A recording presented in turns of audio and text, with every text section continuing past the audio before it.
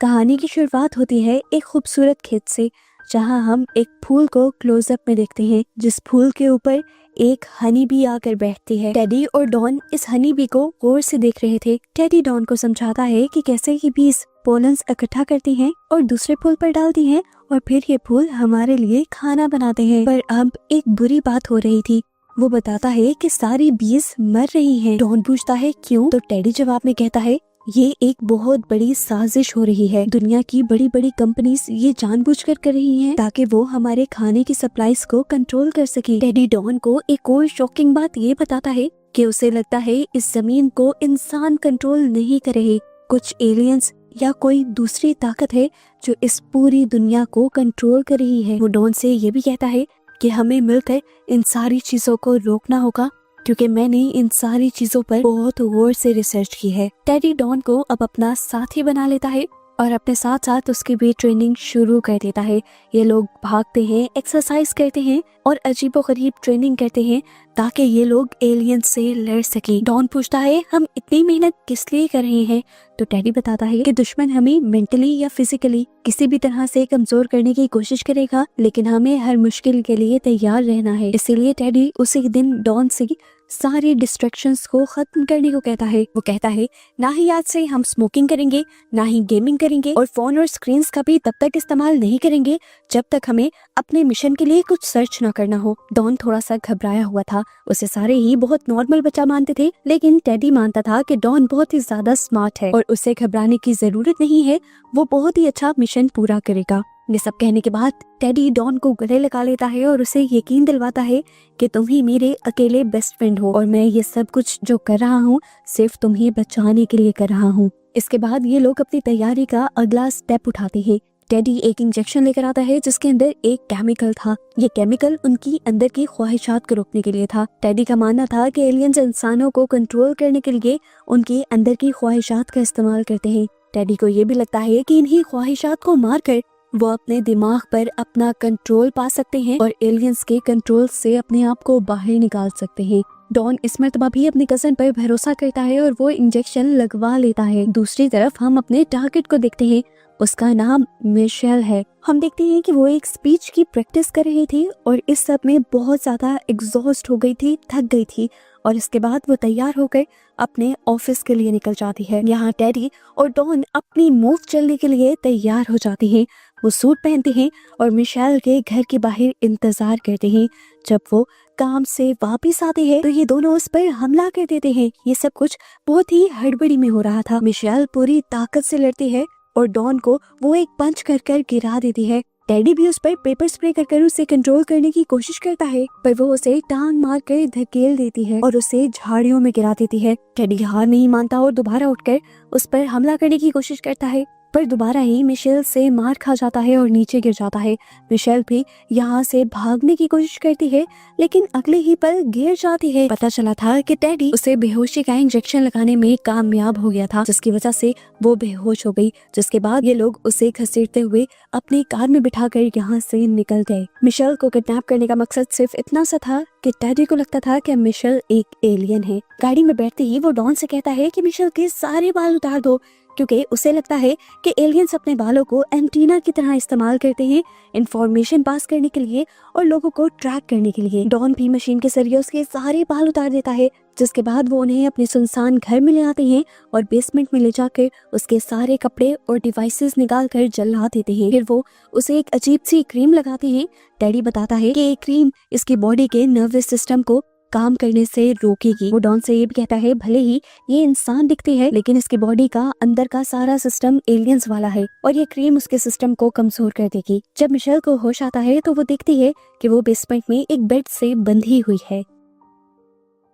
उसके सर पर अब कोई बाल नहीं थे और उसकी पूरी बॉडी पर सफेद कलर की क्रीम लगाई गई थी। इस टाइम टेडी और डॉन वहाँ पर सूट में खड़े थे। मिशेल इस टाइम बहुत ज्यादा डरी हुई है और वो पूछती है क्या वो इस टाइम हॉस्पिटल में है। टेडी उसे बताता है कि वो ह्यूमन रेजिस्टेंस के एक हेडक्वार्टर में है। वो उससे अजीब तरह से बर्ताव करता है, कभी इज्जत से बात करता है और कभी गुस्से से, और वो उसे कहता है कि हम जानते हैं कि तुम एक एंडोरमेडन हो, यानी एक एलियन हो। ये बात सुनते ही मिशेल हैरान हो जाती है और फौरन अपने बालों के बारे में भी सवाल करती है। टेडी बताता है कि उन्होंने बाल काट दिए हैं ताकि वो अपनी मदरशिप से कांटेक्ट ना कर पाए। मिशेल यहाँ उनके सारे इल्जामों का कोई जवाब नहीं देती। वो कहती है कि मैं एक बहुत ही बड़ी कंपनी की सीईओ हूँ, मेरे गायब होने पर जल्द ही पुलिस और FBI मुझे ढूंढने लगेंगे। वो कहती है कि जल्द ही तुम लोग पकड़े जाओगे, लेकिन अगर तुम लोग मुझसे डील कर लेते हो और मुझे छोड़ देते हो तो मैं वादा करती हूँ कि पुलिस को तुम तक आने भी नहीं दूंगी। डैडी हंसता है उसकी एक्टिंग से इम्प्रेस होकर। वो कहता है कि वो इंसान होने की एक्टिंग बहुत अच्छी कर लेती है, लेकिन उसे सच पता है। वो इल्जाम लगाता है कि मिशेल अंडरमिटन कोर्ट की एक बड़ी ऑफिसर है जो इस अर्थ को अपना गुलाम बनाना चाहती है। टेडी डिमांड करता है कि वो आने वाले लूनर इक्लिप्स पर इन दोनों को अपनी मदरशिप पर ले जाए ताकि वो लोग एलियंस के वापस जाने की कोई डील कर सके। मिशेल इस मर्तबा हल्की आवाज में लेकिन सख्ती से कहती है कि वो एलियन नहीं है। वो बताते हैं कि हाँ, मैं मानती हूँ कि मैं ज्यादा उम्र की एक औरत हूँ और अपने आप को जवान रखने के लिए डाइट भी करती हूँ और स्किन केयर भी करती हूँ। उसकी ये बात सुनकर टेडी गुस्से में आ जाता है। वो उसे उसके एलियन होने के कुछ सबूत दिखाता है पिक्चर्स में और कहता है कि तुम्हारे पास लूनर इक्लिप्स तक का वक्त है, तुम अपना सच मान लो, मैं भी तुम्हें जिंदा छोड़ दूंगा, लेकिन ये ना समझो कि तुम सच में नहीं बोलोगी और मैं तुम्हें छोड़ दूंगा। वो कहता है तुम ही जिम्मेदार हो मेरे पेरेंट्स, मेरी फैमिली और उसके साथ साथ डॉन की फैमिली की भी मौत की, और तुम लोगों ने हमारे 20 के फार्म्स भी खत्म किए हैं। ये कहकर वो यहाँ से चले जाते हैं, जिसके बाद दिखाया जाता है कि डॉन और टेडी दोनों मिलकर अपनी जीत का जश्न मना रहे हैं। लेकिन जैसे जैसे दिन गुजरते रहते हैं टेंशन बढ़ने लगती है। न्यूज में वो देखता है कि मिशेल के गायब होने की न्यूज भी अब चारों तरफ फैल चुकी है। उसकी घबराहट और बढ़ जाती है और वो घर आता है तो उसे पता चलता है कि मिशेल आजकल और ज्यादा तंग कर रही है। आजकल वो खाना भी नहीं खा रही। अपना सारा गुस्सा और एग्जॉशन वो मिशेल के ऊपर ही निकालने का डिसाइड करता है और उस पर सख्ती करना शुरू कर देता है। सख्ती करने की वजह से मिशेल मान जाती है वो सब करने के लिए जो ये लोग कह रहे थे। ये लोग कहते हैं कि तुम अपना कन्फेशन रिकॉर्ड करो कि तुम एलियन हो। मिशेल उनकी बात मानती है और अजीब तरीके से रिकॉर्डर में कहती है हाँ मैं एलियन हूँ। ये ऐसा लग रहा था कि जैसे वो झूठ बोल रही हो। वो मिशेल से कहता है नाटक बंद करो और सही से रिकॉर्ड करो। तो मिशेल कहती है जब मैं नाटक कर रही हूँ तो नाटक ही लगेगा, मैं इंसान हूँ, एलियन होने का कन्फेशन कैसे दे दूँ। उसकी ये बात सुनकर अब टेडी आग बगोला हो जाता है और मिशेल उसे गौर से देखने लगती है। वो कहती है टेडी मुझे लगता है तुम्हें कोई साइकोलॉजिकल इशू है। देखो मैं साइकेट्रिस्ट हूँ, तुम इससे बात करो, मैं तुम्हारी मदद कर पाऊंगी। मुझे लगता है कि तुम इंटरनेट पे बहुत ज्यादा फेक कंटेंट देखने लगे हो, इतना कि तुम्हें वो सारी बातें सच्ची लगने लगी है। देखो एलियंस तो इस दुनिया का हिस्सा नहीं है और क्या पता कि इस पूरे यूनिवर्स में एलियन हो भी ना। मिशेल की ये बातें टेडी को और भी ज्यादा गुस्सा दिला देती हैं। वो पागल होने लगता है और मिशेल को एक जोरदार थप्पड़ मारता है और इसका ये रूप देखकर डॉन भी डर जाता है। इसके बाद डॉन डरते हुए टेडी से पूछता है कि जब हम अपना प्लान पूरा करने के लिए स्पेस में जाएंगे तो क्या होगा। टेडी कहता है वो बस हम कुछ घंटों के लिए जाएंगे, सिर्फ अर्थ को बचाने के लिए, फिर वापस आ जाएंगे। डॉन बताता है कि तुम मुझे जो इंजेक्शंस लगा रहे हो आजकल उससे मुझे अजीब अजीब हेलुसिनेशंस होने लगे हैं। लेकिन टेडी इस टाइम उसकी बात को टाल देता है। टेडी का इस टाइम सिर्फ एक फोकस था कि वो किसी तरह मिशेल को मना ले और वो बोल दे कि वो एक एलियन है। वो उसे अब टॉर्चर करने का प्लान करता है और एक मशीन के जरिए उससे करंट लगाता है। इस करंट से उसको बहुत ज्यादा दर्द होता है, इतना कि वो गिड़गिड़ा कर माफी मांगने लगती है और ये बोल भी देती है कि मैं एलियन हूँ। उसके ये कहते ही टेडी हंसने लगा था। अब उसने मशीन बंद करने के बजाय मशीन के वोल्टेज बढ़ाना शुरू कर दिया, जिससे उसे और भी ज्यादा दर्द होने लगा। डॉन भी उससे कहता रहा बस कर दो टेडी, पागल मत बनो। लेकिन टेडी ने मशीन बंद नहीं की। वो लगातार वोल्टेज बढ़ाता रहा यहाँ तक कि मशीन ही खराब हो गई और पूरे घर का फ्यूज उड़ गया। टेडी फिक्रमंद होकर उसके पास आता है और देखता है कि वो सिर्फ बेहोश थी।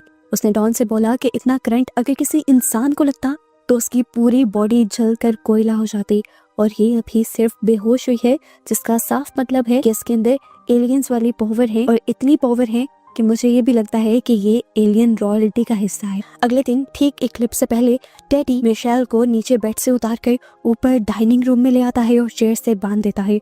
वो उसे अच्छा डिनर देता है और उससे बात करने की कोशिश करता है। मिशेल जो बुरी तरह जख्मी थी उससे बात भी नहीं हो पा रही थी। टेडी उससे पूछता है कि तुम लोग बीस को क्यों मारना चाह रहे हो। मिशेल उससे कहती है कि बीस बिना किसी शिकायत के और बिना अपने फायदे के लिए इंसानों के लिए इतना बड़ा काम करती है। अगर बीस ना हो तो इंसानों को खाने के लिए फल फूल नहीं मिलेंगे और इंसान उस सब का फायदा उठाते हैं। मिशेल यहाँ पर उससे अजीब से अंदाज में ये भी कहती है कि देखना बीज दोबारा यहाँ पर आएंगी और पहले से कहीं ज्यादा होंगी। मिशेल अब बातों का रुख बदल देती है और टेडी से कहती है कि तुम जानते हो, मैं तुम्हें पहले से ही जानती हूँ। सिर्फ तुम ही नहीं, तुम्हारी मॉम को भी जानती हूँ। तुम्हारी मॉम के ऊपर हमारे क्लिनिक की मेडिसिन का एक ट्रायल होना था कि दवाई उन लोगों को देनी थी जो ड्रग एडिक्शन छोड़ना चाहते हैं, लेकिन फिर कुछ कॉम्प्लिकेशन हो गई। उसने इतना बोला ही था कि टेडी गुस्से से फट पड़ा। मिशेल से वो कहता है, मेरी मॉम का नाम मत लो अपने मुंह से। आखिर मुझे पता चल ही गया कि तुम हो मेरी मॉम की कातिल। मिशेल कहती है, नहीं, अगर उनके साथ कुछ बुरा हुआ था तो हमने उनको पैसे भी दे दिए थे। टेडी और भी ज्यादा जोर से चिल्लाता है कि पैसे मेरी मॉम की कमी पूरी नहीं कर पाए। टेडी अब गुस्से में मिशेल का गला दबाने लग जाता है। डॉन उसे रोकने की भी कोशिश करता है और यहाँ से मिशेल अपनी टांग मारकर उसे अपने से दूर कर देती है और फिर कुर्सी को तोड़ते हुए यहाँ से भागने की कोशिश करती है। इसी हंगामे के दौरान बाहर एक गाड़ी रुकने की आवाज आती है। ये वही पुलिस ऑफिसर थे जो पहले भी यहाँ आ चुके थे। उन्होंने मिशेल के बारे में हर जगह सही से इन्वेस्टिगेशन कर ली थी, सिवाय टेडी के घर से। और इस टाइम टेडी की घबराहट को देखकर वो जान जाते हैं कि यहाँ पर कुछ ना कुछ तो गड़बड़ है। नीचे दिखाया जाता है कि डॉन बंदूक की नोक पर मिशेल को गार्ड कर रहा था। मिशेल यहाँ पर उसका माइंड चेंज करने की कोशिश करती है और कहती है कि टेडी तुम्हारे साथ बहुत गलत कर रहा है। वो तुम्हें एक ऐसी गहरी खाई में खींच रहा है जहाँ से निकलने का कोई रास्ता नहीं है। उसकी बातें सुनते हुए डॉन बहुत ही ज्यादा हैरान होकर उससे पूछता है, क्या तुम सच में एलियन हो? इस टाइम मिशेल मान जाती है और कहती है, हाँ मैं एलियन हूँ। डॉन उससे पूछता है, तो क्या तुम्हारे पास स्पेसशिप भी है? मिशेल हाँ में जवाब देती है और वो वादा भी करती है कि अगर डॉन टेडी को छोड़ देता है तो वो उसे अपनी स्पेसशिप में भी लेकर जाएगी। डॉन को समझ नहीं आ रहा था मिशेल उसे बेवकूफ बनाना चाह रही है या टेडी से दूर करना चाह रही है। वो टेडी के साथ किसी मुश्किल में भी नहीं फंसना चाहता था और इसीलिए वो मिशेल से अजीब सी बात कहता है। वो कहता है कि टेडी को बताना कि मैं उससे बहुत प्यार करता हूँ। ये कहकर वो अपने ही गर्दन के नीचे बंदूक रखकर अपने आप को गोली मारकर खत्म कर देता है। उसका सारा खून मिशेल को खून से लथपथ कर गया था। गोली की आवाज तो अब पुलिस ऑफिसर ने भी सुन ली थी। वो समझ गए थे कि यहाँ पर कुछ तो गड़बड़ है। इससे पहले कि वो इन्वेस्टिगेशन करने के लिए नीचे आते, पीछे से टेडी किसी चीज से उनके सर पर वार करते हुए उन्हें भी मार देता है। उसको मारने के बाद टेडी भागकर नीचे आया तो उसने देखा कि उसका भाई उसकी जिंदगी का आखिरी सहारा अब मर गया था। ये देखकर वो बुरी तरह टूट गया। उससे में उसने वही गन उठाई जिससे डॉन ने अपने आप को मारा था और मिशेल के ऊपर तान दी। वो मिशेल को मारने ही वाला था, पर उससे पहले मिशेल बोल पड़ी, तुम्हारी मॉम का इलाज है अभी भी हमारे पास और तुम्हारी मॉम जिंदा है। ये सुनकर टेडी शॉक में खड़ा रह जाता है और मिशेल दोबारा बोलती है, हाँ तुम्हारी मॉम जिंदा है। वो इस टाइम मरी नहीं है, बस एक बहुत बड़े चेंज से गुजर रही है। मिशेल यहाँ पर सच बताती है कि असल में तुम्हारी मॉम को जो मेडिसिन दी गई थी वो एक एलियन एक्सपेरिमेंट था, इंसानों के जेनेटिक्स को अपग्रेड करने के लिए। वो बताती है कि उसके कार की डिक्की में एक एंटी फ्रीज नाम का एंटीडोट रखा हुआ है जो उसकी मॉम को अब होश में दिला सकता है। पहले तो टेडी को उसकी बातों पर यकीन नहीं आता, लेकिन मिशेल कहती है तुम्हें यकीन ना आए तो तुम जाकर उसका इस्तेमाल कर देख लो। वो उसे हॉस्पिटल का एड्रेस और रूम नंबर भी बता देती है जहाँ पर उसकी मॉम को रखा गया था। जाने से पहले टेडी मिशेल की टांग तोड़ जाता है ताकि वो यहाँ से भाग न सके और फिर उसके बाद उसकी गाड़ी की डिक्की से एंटीडोट निकाल कर हॉस्पिटल पहुंच जाता है। वहाँ पर अपनी मॉम को देखकर उसे ये बात तो समझ आ गई थी कि मिशेल सच बोल रही है। वो देखता है कि इस टाइम उसकी मॉम कोमा में है। अगर मिशेल ने यहाँ तक सच बोला था तो जरूर उसका ये एंटीडोट भी सच होने वाला था। वो बिना सोचे समझे इस एंटीडोट को अपनी मॉम की ड्रिप में इंजेक्ट कर देता है, ये सोचते हुए कि उसकी मॉम को फौरन होश आ जाएगा, लेकिन यहाँ तो सब उल्टा हुआ। इस एंटीडोट के लगाते ही मशीन जोर जोर से बीप करने लगी और उसकी मॉम उसकी आंखों के सामने तड़प तड़प कर मर गई। टेडी को एहसास होता है कि मिशेल ने उसे धोखा दिया है, उसे उसकी आखिरी उम्मीद भी छीन ली और अब वो बहुत ज्यादा टूट जाता है। घर पर दिखाया जाता है कि मिशेल किसी तरह डॉन की बॉडी तक पहुंचती है और अपने हाथों की हथकड़ी की चाबी निकाल कर अपने आप को आजाद कर लेती है। जिसके बाद वो यहीं पर टेडी के कंप्यूटर को देखती है और उसकी सारी सर्चेस को देखती है।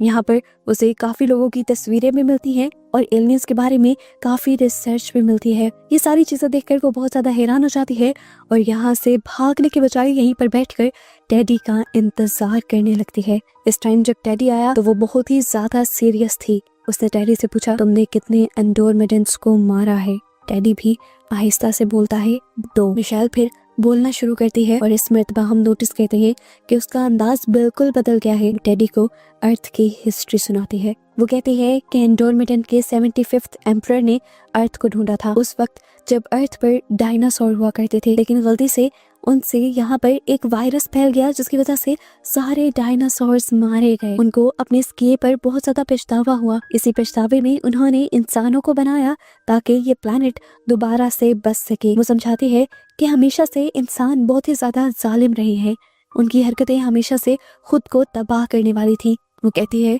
कि एंडोरमिटन ने काफी साल ये तमाशा देखा और अब जब इन इंसानों ने जमीन को पूरी तरह तबाह कर दिया है तो अब एंडोरमिटन सोच रही हैं कि क्या इंसानों को ठीक किया जाए या उनको बिल्कुल खत्म कर दिया जाए। वो बताती है कि मैं चाहती थी कि इंसान जिंदा रहे। मैं एक अच्छी रिपोर्ट बनाने की कोशिश कर रही थी लेकिन तुमने सब बर्बाद कर दिया। वो टेडी से कहती है कि कल डेडलाइन है, मुझे एम्परर को रिपोर्ट करना है। इस टाइम वो टेडी को ऑर्डर देती है कि तुम मेरा मिशन पूरा करने में मदद करोगे।